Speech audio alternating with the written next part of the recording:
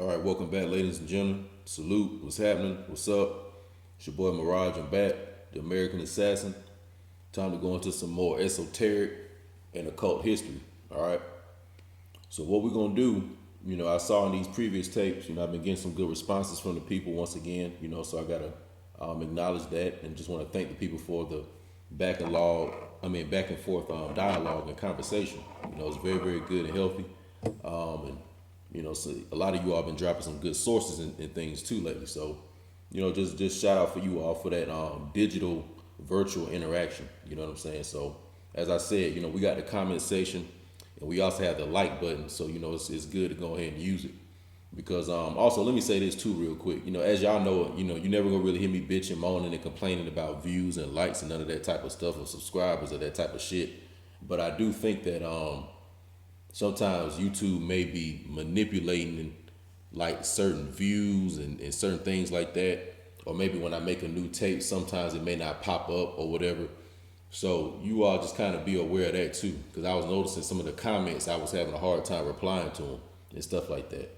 So just do know that, the reason why my page probably doesn't look like it's supposed to look because, it may be some behind the scenes things going on, but that's not what we're really here to focus on. What we're here to focus on is basically getting the knowledge, and getting the history and stuff like that, and getting these deeper spiritual, occult understandings, and really acting as the real illuminated ones. All right. So as also too, in the previous tape, I talked a little bit about the origins of different secret societies and different, indigenous groups, divine national groups, such as the Moorish Science Temple, such as the Mystic Shriners, such as the Nation of Islam, etc. But another one that's indigenous to America also is what we know of as the so-called Illuminati. All right. Now, a lot of us hear this term Illuminati, and we associate it with, let's say, European monarchs, old European money, basically the old dynasties of so-called Europa or old Phoenicia. But you got to remember that these original Christendom or these original what we'll call Orthodox Christianity, Coptic Christianity, Gnostic Christianity, or basically what it is it's another version of the Judaism. Okay, so when you think of Judaism, also think about Orthodox Christianity too. When you think about the Byzantium, all right. So let's think about the Holy Roman Empire real quick. You had the Holy Roman Empire in the East, and you had the Holy Roman Empire in the West. The Holy Roman Empire in the East was more influenced from that old Greece, old Carthaginian, Phoenician, Macedonian, Thracian, that culture that's in that far east part, so-called Byzantium, in the area of like Istanbul, Turkey, where they say Constantinople was, that has a different influence, all right? And that's dealing with some of more of the original, what I like to call, as I'll say, original forms of Christendom, all right? When it was dealing with more of a Moorish science, to where if you would have saw these people, you wouldn't have really thought that they were any different from so-called Jews or Hebrews or so-called Muslims. They was really all one people that had their own forms of the culture that we all shared, but they may have just tweaked it according to their liking and stuff like that. So when you think about old Russia, sometimes you all see these pictures of copper-colored people, Moorish people, the Moorish phenotype, in some of these old early Christian paintings of Rome, Russia, Georgia, Czechoslovakia, and all these Eastern European countries, Khazaria, etc. Also, the reason why a lot of these people in Eastern Europe are amalgamated and they have that look like they do is because they, once again, are part of that, I'll say that Haramage class, or the descendants of those, people of that Haramage that were under Byzantium, So you had those Moors that were in Byzantium, and then they were mixing with the fair skinned or the pale skinned people, that they had raised up in that area. And then you had Western Europe. So in Western Europe, you have the so-called Holy Roman Empire in Southern and Central Europe. You have it down in what you know of as Italy. You have the influence in Spain. Okay. I also think about when you think about the so-called Jews, you have Sephardic Jews, and then you have so-called Ashkenazi Jews. Now, these pale people you see running around today calling themselves that, they are the original Sephardic, nor are they the original Ashkenazi. All right. But the way you see that split between kind of like that Eastern aspect of the culture and that Western aspect, it's the same with the Orthodox Christendom. Okay, so I don't want the people to think that all Christianity came from pale people. That didn't come from that. A lot of the pale Christianity, a lot of those images of like pale Jesus and stuff, these were installed by a lot of these bleached out families from the Western European aspect of the Holy Roman Empire that originally were Moorish and looked like us, but through them adopting a different form of Christendom, through them adopting certain cultures and certain practices that were stemming from like those Greco-Roman times. And what you all know of is like Greek mythology. Like they still were worshiping gods like Apollo, Zeus, Bacchus, things of this nature. You know what I'm saying? Dionysius. You know, they were still worshiping this type of stuff behind closed doors. But in the public eye, they was, you know, walking around like they was Catholics. And there was these pale, you know, people, and some of them were amalgamated or so-called light-skinned Moors or so-called light-skinned black people. And these people were eating pork, and they were doing things that other people in Christendom or other people in Israel under the Union Jack or other people in the Muslim community, they weren't doing these things, you see. Also, another difference in these amalgamated Moors who really destroyed themselves in the Western Empire, they also, their education level was a little different, because these Moors that were ruling that faction, they kind of were dumbing the people down. So when it came to that, you know, Mary and Jesus mythos, this is why the Jews, the Hebrews, and the Christians all view Mary and Jesus different.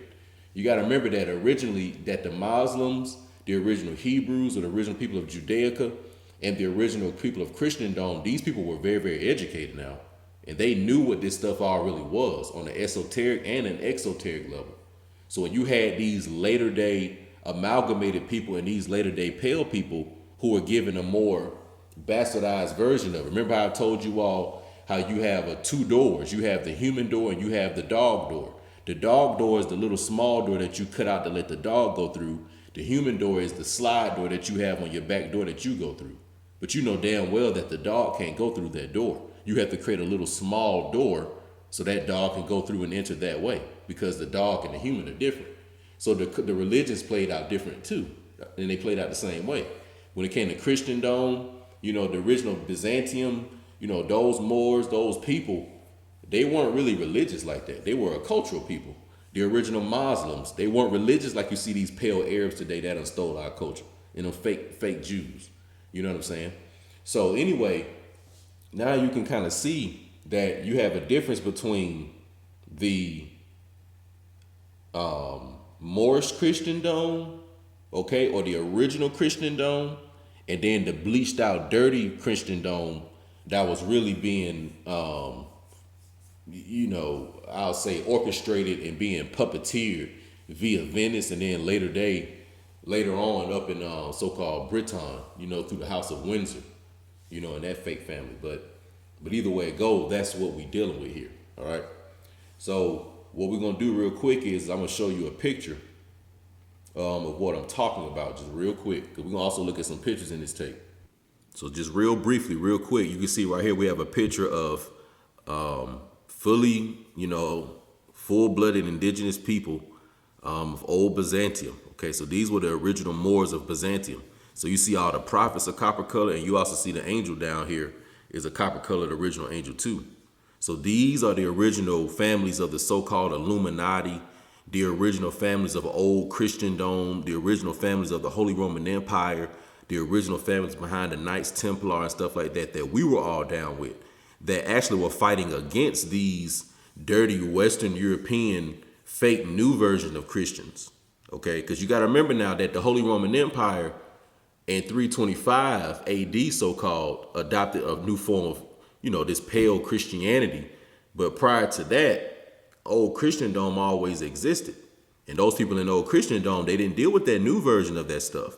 So now you having a difference between the two, you see? So the people of old Judaica, old Byzantine and stuff like that, they had an issue with these new, you know, pork eating pale Jesus worshiping. Like when y'all hear about Caesar Borgia and stuff like that, and they say that the pale image of Jesus is some family member of Caesar Borgia.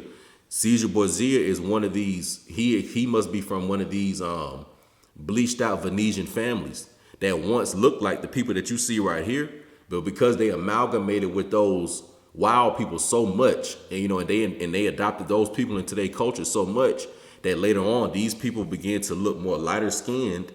And then next thing you know, it goes from looking lighter skinned to now they full-blooded, pale, WIGHT people.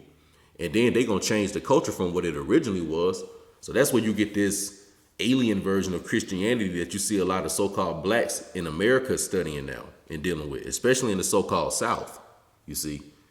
Because the South, believe it or not, the reason why you have a lot of so-called black people in the South that still have this Christian culture is because the South is another form of old Byzantium. You see, the South is another form of old Barbary. All right, the South is another form of where these original Illuminati families was coming from. So of course we got hit the hardest with that shit. But anyway, this is just a picture. We're gonna continue. So I'm about to go into some more reading again. I'm about to deal with that PDF that we were into the other day, dealing with the Indian is the real Blackamoor. All right, that's the name of it. It's a PDF called The Indian is the Real Blackamoor. All right. So let's just go through this stuff. I'm gonna kind of be pausing because it's key things I want to hit on, and we're gonna just hit on it and kind of keep going. So first we're gonna have right here. Now remember earlier in previous tapes we talked about what's known as the French and Indian War. Okay. A lot of these wars now, you got to remember that they are written and named from the perspective of the so-called United States or the perspective of the WASP, white Anglo-Saxon Protestants, who were on those plantations that were the original slaves, the original pilgrims, the original settlers, the original descendants of those people on the Plymouth, that was seeking not only religious freedom, but they also were being sent on plantations to work. So don't think that they were just on boats coming over here from Europe on their own, just seeking their own new destiny and as if they owned the boat and really were just calling shots. Like they didn't know what the fuck what was going on. They didn't know where they were being shipped to. It was that believe it or not, the transatlantic slave story really happened more to them than it happened to so-called black people. It happened to them and it happened to those dirty ass Africans that the different Europeans such as the Spanish and the Portuguese. So, for example, when the Moorish Empire fell in the late 1400s, early 1500s, a lot of the pale amalgamated Western European, dirty Christian, bleached out WIGHT people, once again, these dirty people of Western Europe, they started going down into so-called Africa now. And then a lot of those so-called Africans who come from another genetic bloodline than we do. You know what I'm saying? So they may be, people that are of color on the planet, but that don't mean that they come from who we come from. And some of these people started hooking up with them. And then, through this alliance, these Africans became Christians. You know what I'm saying? They converted into Christianity. So you all know how you hear these stories about the so-called white man going into Africa and making them give up their cultures and making them give up their languages to adopt Christianity and all that. That's what he did. He did that. And he was also accompanied or really being led by a lot of amalgamated or really mixed mulatto, Portuguese and Spanish Moors who were really the ones going up in there really doing all the talking. That pale white boy was just there to do the work for them. And the two of them converted the African into Christianity. So when these same Spaniards came to the Americas, who do you think that they were with? Who do you think was helping the Spaniards, in their, conquest here? Don't they say that they were accompanied by so-called Africans that so-called sold you out and put you into slavery and that was helping them and all this stuff? That was some of these Africans that converted into Christianity that they met along the way. And don't think that all these Africans that they met along the way that they were slaves. Some of them weren't slaves. They had their own little communities and tribes and kingdoms and stuff over in Africa. And they may have just heard that they coming over to Jerusalem, to try to steal some shit, coming over to ancient Atlantis, coming over to ancient Atlanta to try to steal some shit. And them African probably was like, well, fuck it. We don't like them niggas over there anyway. We've been battling with them since before the flood, since the giant days. Fuck them niggas. Let's go over there. We'll help you. And then that's what happened. You know what I'm saying? So when you hear about the Illuminati, the original Illuminati of so-called Europe, that came out of France, which really is old Gaul, all this stuff is connected back to the old Holy Roman Empire. You need to think about these original Moors that were, in league with us, that we actually were dealing with. Because when these noble families came to the Americas, you know what I'm saying, we did business with them and they set up these colonies. So don't think that when you hear about the French, the Spanish, the Dutch, the German or whoever coming over here that we was dealing with these dirty ass folks. No, we was dealing with those nobles that were from over there that had wealth and money and that saw what was going on over there and really just got the hell out of there. You know what I'm saying? They saw the amalgamated people taking over and all this other shit, and they just did. And they came here and they set up shop. And then also we would intermarry into the family. So think about it. It would be a group of, let's say, a Moorish noble family coming from somewhere in Eastern Europe or something like that, or somewhere in Western Europe, somewhere in Southern Europe, after all the bullshit's happening. So they come over here, it's a whole family of them, and they all full-blooded Moors. None of them are mixed or nothing like that. They full-blooded. The only thing is they speak Latin, or they speak the original French language, or the original Swiss language, or the original Dutch language, etc., right? So then they come here to the Americas, meet some indigenous Americans along the eastern shores, you know what I'm saying? Some in South America, Central America, North America. So we hook up, we do some business and stuff like that, and then we intermarry into the families. So now, we may have a son and daughter, and then they may have a son and daughter. Then we do the switch in the family. So now that bloodline is tied together. And then the cultures of the two gonna start being interchanged out. So a lot of stuff here in the Americas, we're gonna teach them, and then stuff over in Briton, boom, they'll switch and we'll adopt that. So also, remember that there was a lot of coalitions and mergers like that. A lot of these original Illuminati families came over here and married into our families. That's how we have those names. You know what I'm saying? That's how we connect to that bloodline. So when we say that you are an indigenous American or a Moorish American, or you have, Moorish blood, that also connects you to a lot of shit, man. That connects you not only to the noble stuff here in the Americas, but also over in Europa, and also to those old Muslim kingdoms too. You know what I'm saying? What you call the so-called the Osman Ali empires. All right. So let's scroll down real quick and see some stuff.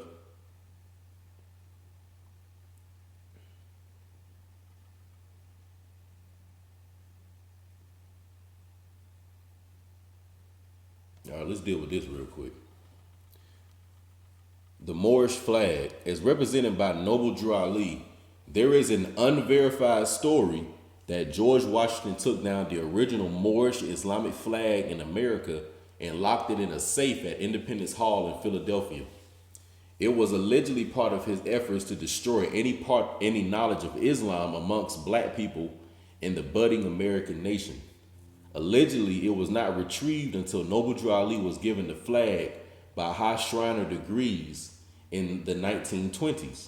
The Moorish flag was actually dismantled in 1816 from Fort Negro by Colonel Duncan Clinch and General Andrew Jackson. So we talked about the red flag that was in Fort Negro.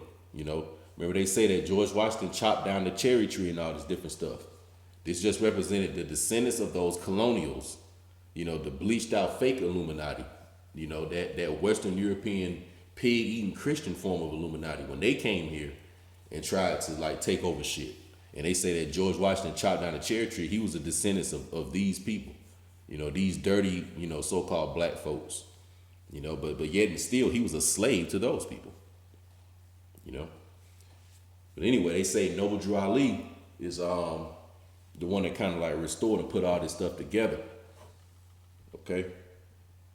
Because you got to remember now, a lot of this information dealing with this, history, all of it, when I look back now, Noble Drew Ali, I'm not saying that he created more science and none of this stuff, but as far as the modern era of, everybody that was, I guess, born in because you got to remember, Noble Drew Ali was doing this shit in the early 1900s.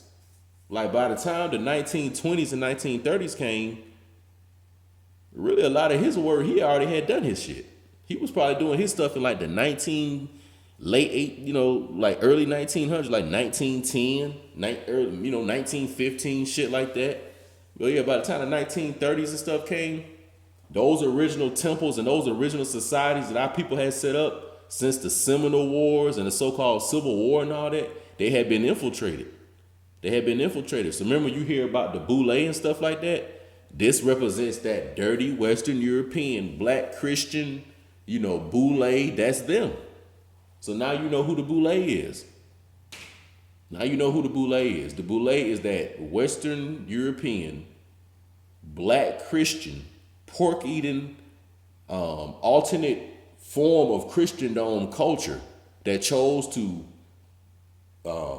include themselves and absorb themselves, immerse themselves way too much with these foreign cave people, essentially, that came here with the fucker, Anyway, get back to this, to the text, some stuff I wanted to get at.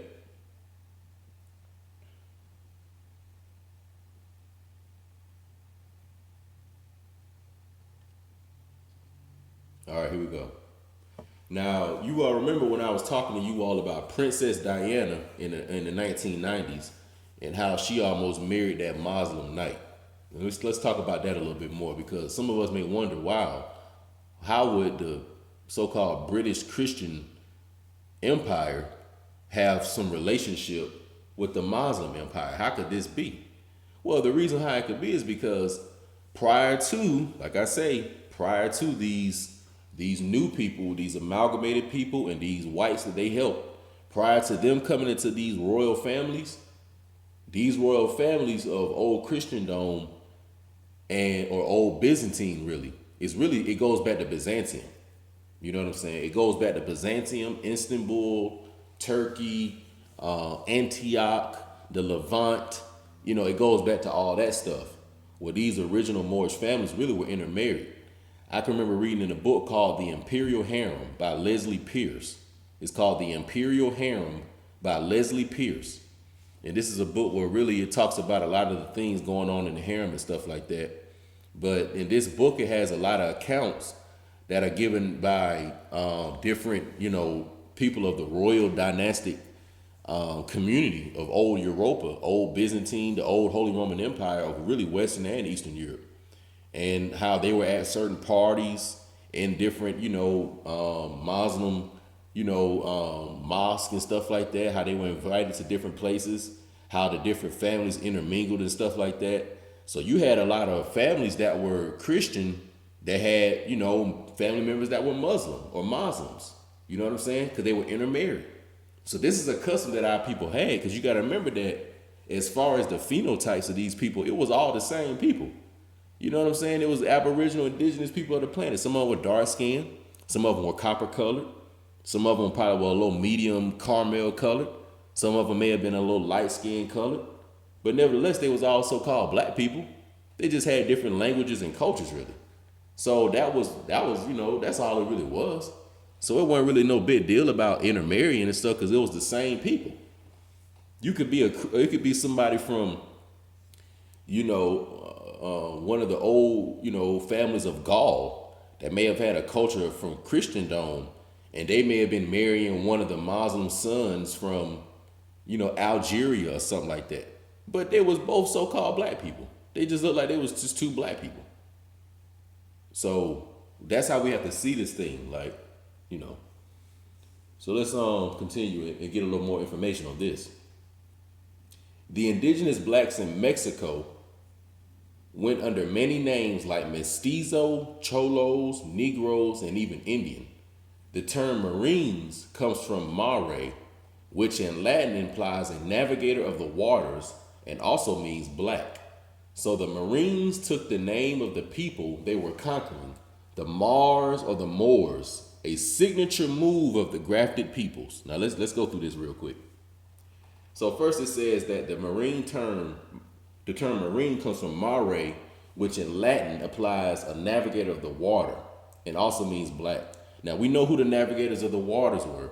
We know who the original people that came up with Latin, It is the original indigenous people of the Iberian, so-called peninsula or so-called Southern Europe, also known as the Phoenicians, also known as the Carthaginians. Okay, so also this is another thing too. See, that name Phoenicia is another thing. Like, these were really all the same people, but they may have had some different forms of a language. They may have had the same parent language.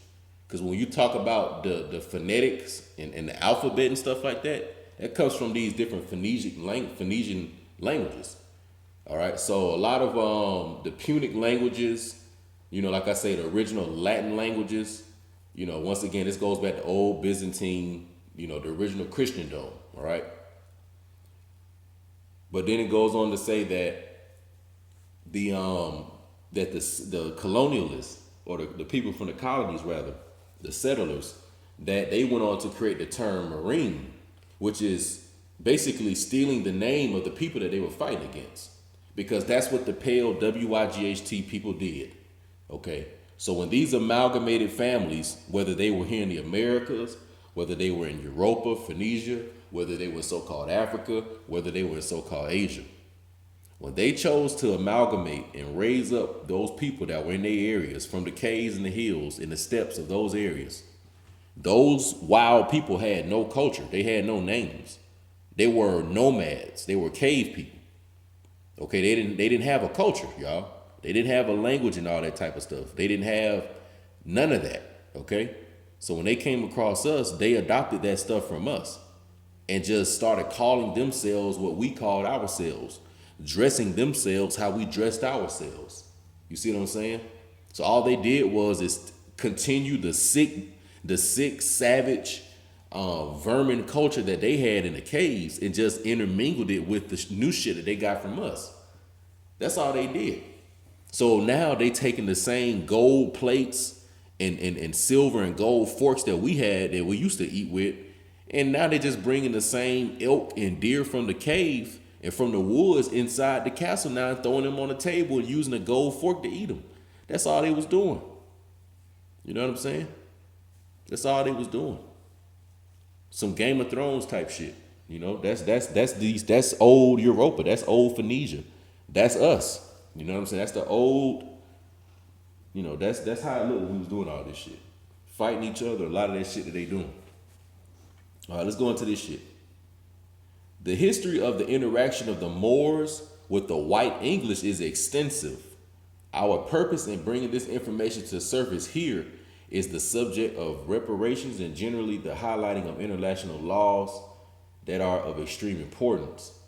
Our ancestors had made many international treaties with the English for the protection of their citizenry and trade regulations. The Moors of the eastern part of the Islamic Empire, whose capital was seated in the western portion of Africa, the Maghreb, had made 2 treaties with Queen Elizabeth I of England as early as 1578. Islam had no major impact on Great Britain from 1558 until 1685. This is documented by researcher Nabil Matar in his book Islam in Britain. This explains why John Hawkins would have been trading amongst our people flying the flag of the Moors, the red flag of the ancient Moorish nation, the Nation of Islam. These original black people are our ancestors. There are international agreements between these nations. This flag indeed represented an independent nation and a lineage that spans back to the 18th dynasty of Egypt, or Hikupta, called often Bana Israel, the offspring of Israel, the family of Amran, and beyond. All right, so what I wanted to really just get into right here, how, that old connection between the Moorish Empire and England, all right? Because although our people did have fights with each other, we also would come and, have the truce or have some kind of agreement and stuff. But you got to remember that if we made a deal with, let's say, some amalgamated, or let's just say there was some lighter skinned so-called black people, Moors, in the 1500s, when those families are bleached out in about 90 years, these new white people that's now holding that family name and title, they're not going to honor that previous contract or treaty that they great grandmother made with the other side of the family that's full blooded Moors. They're not gonna honor that shit. You know what I'm saying? They're not gonna honor that. So they come in here in the name of certain ancestors that we connected to, but the relationship is different. Just like how in ancient Egypt you may have had the time where the people of Israel were treated with honor, just like when you had the Pharaoh and he, helped out Joseph and Joseph became a noble man. Then you had the dirty ass Pharaoh and the mad ass, arrogant Pharaoh, and then he has a beef with the people of Israel. So it could be the same nation, man, but it's like once it gets bleached out and you have foreigners now that rule it, them previous alliances and stuff like that, you can't really expect those to continue. Them people not gonna really honor that shit. You know what I'm saying? That's why they, see the ones that never really bleached themselves out, it was us over here. You know what I'm saying? That's why you still be seeing a lot of full-blooded so-called black people here in America. Like don't let these folks fool y'all, man. It's more original looking so-called black people than it is mixed ones. Trust me. Like everybody wasn't doing that shit. Just like everybody's not doing it now. Like what make you think that shit going on a lot now is just like it's the TV. You know what I'm saying? All right. Let me see real quick.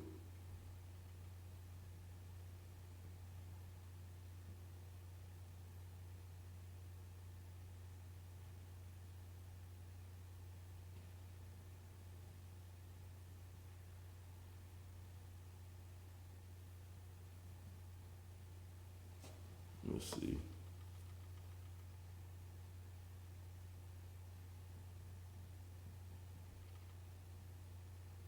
Oh, also too, this is what I'm gonna say. That we're gonna try to get some pictures in real quick. When you look in history and the so-called white man, when he refers to all the native people of the Americas, you're gonna usually see him calling the people barbarians. He gonna say that they had a barbarous nature. He uses that term barbarian a lot. All right, just know the reason why he calls the so-called original American a barbarian or a barbarous person, because he knows that this is Moorish Barbary. So when you see that term Barbary or Berber, don't always think that they're talking about somebody from North Africa. They could be talking about from somebody right here, and that person could be from damn Tennessee. Okay? But they calling them a barbarian or somebody from Barbary. All right?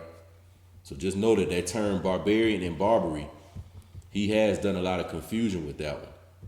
You know what I'm saying? So we even got to kind of switch up how we use that term because it don't really mean what we think. So I think if you want to say savage, but don't call the so-called white man a barbarian. He's not a barbarian. Because if you were to call him a barbarian, you're really calling him a Moor. Or you calling him an American, and he's not that. So I think you could call him a savage, but don't call him a barbarian. Let me see.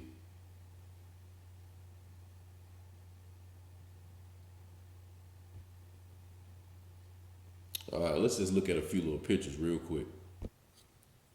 All right, so here we have a picture right here of an American empress.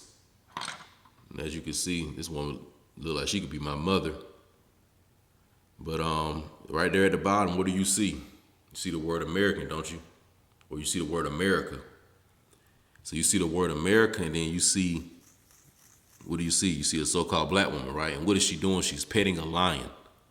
She's petting a lion, all right? So once again, you see the indigenous empress, okay, the Moorish empress of America. Just a little picture right here. Just to show you. Also, too, look at how she's dressed, So you got to remember that our people, they culture here now, see, they tricking y'all when they show y'all only to show you the Native American with the, with the grass skirt, with no shirt on, with no kind of long pants, with no shoes, and just the little, the little crown feather and stuff. They tricking y'all when they show you that. But they don't want you to know that it was people in them same families that same day, that same person with that grass skirt could have went on and put on something like this. That looks now, she looks like more of like some kind of a Roman, like I said, she like a Roman empress now, or some kind of Carthaginian empress. Also, too, shout out to the female that she may know who she is, if she still fuck with me and watch my tapes like that. But you know how women are sometimes. When you don't romantically deal with them no more, they don't want to fuck with you. But anyway, you know, she's from Carthage, Mississippi. And when she told me that, I'm like, damn, I'm like, Carthage? I didn't even know it was like a Carthage in Mississippi. So when you all are hearing Carthage, some of us are thinking, you know, North Africa, but Carthage, Mississippi. Once again, an old Moorish Barbary of the South. So this is how the Carthaginian of America look, a Phoenician from America. All right. Also, this could have been a Chickasaw woman too.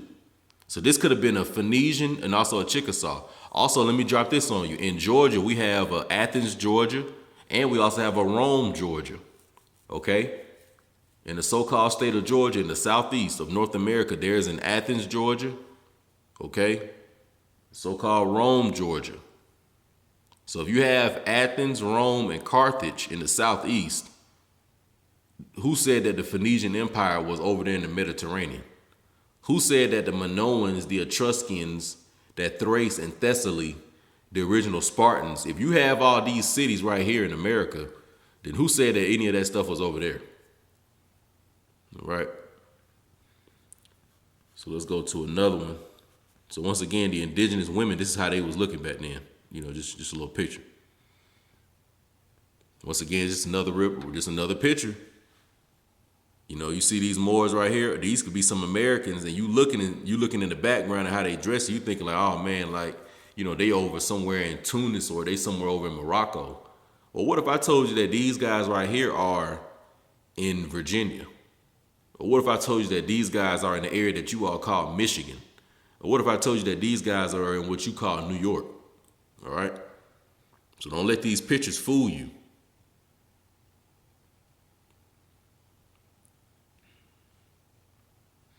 Once again, here's a picture of, you know, you have some indigenous Amaru people, Americans you see on the copper-colored family. You see the emperor right here. But who is he talking to? He's talking to the pale WIGHT conquistador soldier who's looked like he's paying tribute or something like that. But this is what I want you to realize and remember. Now, although you may see this pale man in this picture, and although they may tell you about Hernan Cortez, who probably was an amalgamated person himself, but a lot of these people now, these Spaniard conquistadors, they were being accompanied by, like I say, Christian Africans, and also they were being accompanied by other so-called, you know, amalgamated, you know, Spaniards. So don't think that this guy was by himself, and don't think that he was calling his own shots. Also, too, it looked like he's being accompanied with, you know, look like with a so-called white woman. So at least he's with his own woman. I can give him credit for that. All right, let's see. Here's a picture. So these are how a lot of them so-called slave pictures they'll show y'all in say that, oh, you know, Negro slave capture and all this stuff, right? First of all, I want you to look at this attire. You see the grass skirt, don't you? Okay, the tobacco skirt that a lot of the indigenous Americans wore, you know, here in Barbary, you know what I'm saying, here in Atlantis. But this is also, look what they call them. They call him a Negro, okay? So that term Negro is the code word, okay, for our people. So don't think that this was a so-called slave and this person came from Africa. No, that's not how it worked.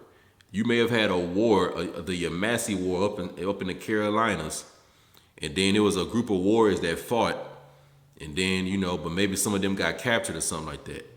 So they captured these warriors from the Carolinas, and then they shipped them and sent them down to somewhere in Central America on a plantation in part of the Dutch West Indian Company down there or something like that. So that's what was really going on. They was taking people from North America and sending them down into Central America. Stuff like that, okay?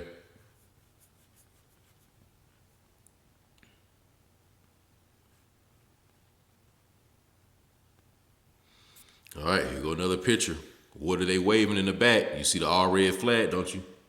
Don't I keep talking about the all red flag of the Moorish Empire? So you have Moors in Barbary which is called so-called Georgia and Florida, waving an all red flag when they're going to war. Then you have these Moors right here waving an all red flag when they're going to war. All right? And who are they going to war against? They're going on to war against, look like these are some of the pale WIGHT people. That, you know, some of those old, you know, so-called Germans that were wild. But these people probably were financed by original pale amalgamated Western European Moors from Christendom, or, you know, mixed black people from Christendom.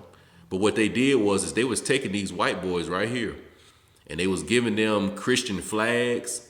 They was making them into Christian knights. They was making them into freed and accepted Masons, you know, and they was also even intermarrying with some of these people. And then they would send them out to war to fight on their behalf against original Moors like this to try to steal these Moors' stuff. But these Moors weren't really going for that. And also, too, just pay attention to the Moorish attire, okay? So we had different forms of warrior attire. So don't think that the indigenous people in the South were always, like think about this, y'all. Do you really think that indigenous warriors in the South, when we talk about the Yamasee Wars, the Creek Wars, etc., do you really think that our people were going out there bare-chested, wearing a grass skirt with no shoes on, wearing a little feathered crown with a tomahawk probably made out of some wood or something like that, and going out there fighting against men with firearms, probably with some type of, you know, defensive shield on, or, you know, they form a bulletproof vest for that at that amount of time? Like, look at the technology that these you know, WASP right here have. The reason why they have this technology, such as these shields, these swords, you know, these types of vests and stuff like that, because them dirty bleached out Moors gave them this stuff. So if they had this, do you really think that the people in the Southern Confederacies, all right, or the so-called indigenous Americans, so-called Native Americans, do you really think that we weren't dressing like this going to war? Do you really think that we didn't have scimitars and wore the different type of Moorish warrior and fighting attire that you would see over in so-called the Barbary? All right. So look at how these Moors right here are dressed now and what they wearing when they fight. They waving the same flag now. So just think that, you know that it was different forms of the way we dress. Basically is what I'm getting at. You know what I'm saying? We weren't going to war with no fucking bare chest, with no damn red paint on our face, with no real type of technology. Like, that shit wasn't going down like that, man. These folks big cap if they got y'all thinking that. Then we're going to go ahead and wrap it up with this. So right here we have a picture of Shakyamuni Buddha. Okay, it's a name, Shakyamuni Buddha. But basically this is a picture of the Buddha. That's also where you get the term Shechamexim from. So Shakyamuni Buddha and Shechamexim, where you get Philadelphia, a Mexim, Philadelphia, Shakyamuni, the Buddha, these are the same terms, okay? So also the Buddha has a connection here in the Americas, all right? The Naga, the Nagas. Why do you think they call us niggas? Only the niggas are the descendants of the Buddha, okay? The people who are going to eventually manifest the Diamond Sutra, all right? So I just want you to know that how the Buddha connects to Philadelphia, basically. Okay.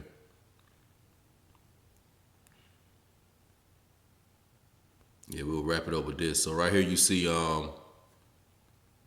some of the indigenous Americans right here, Moors in the South. You see them wearing turbans and stuff, right? Different head scarves. Just down at Fort Negro, these are the ones that's waving the red flag. You see them wearing, but they fully clothed this time. These are the people that they call as Seminoles and stuff like that.